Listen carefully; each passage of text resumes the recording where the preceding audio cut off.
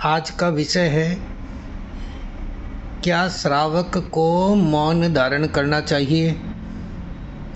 तो इस विषय में बहुत सी भ्रांतियां हैं। जैसे कई ये मानते हैं कि मौन धारण कर लिया और बाद में जब ज़रूरत पड़े तब इशारों से या ऐसे करके बात करने की चेष्टा की जाए।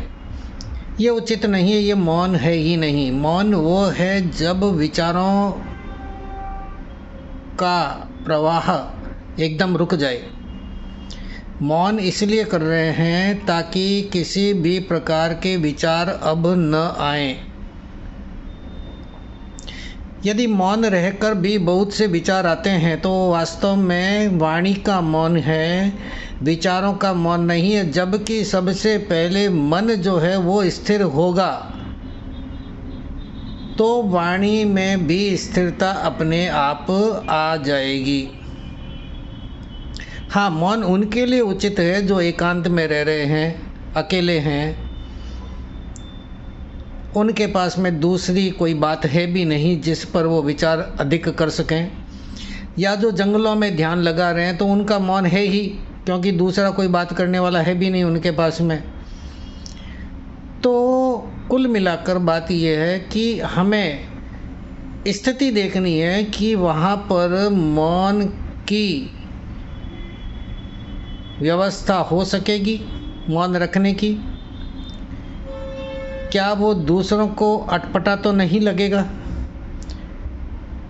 ये बातें विशेष ध्यान में रखनी, क्योंकि बार बार कहा गया है कि धर्म क्रिया जो है वो कैसे करनी है, द्रव्य, क्षेत्र, काल और भाव को देखते हुए।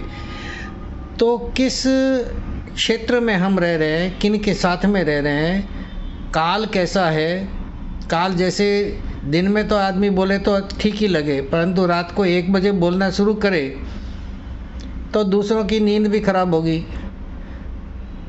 देखा जाए तो दिन भर व्यक्ति बोलता भी नहीं है,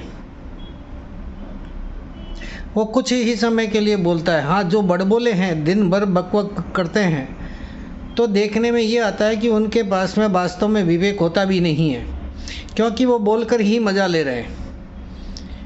कहीं पर भी ज़्यादा से ज़्यादा बोलने की चेष्टा करेंगे जिसका परिणाम कुछ होता नहीं है। जो बात एक वाक्य में कहकर समझा सकते हैं वहाँ पर वो 5 वाक्य एक साथ बोलते हैं जिनका मीनिंग भी एक ही होता है। तो ये वाणी का दुरुपयोग है, ऐसा नहीं करना चाहिए। मन में शांति होगी तो वाणी का विलास भी अपने आप कम होगा और वही सच्चा मौन है।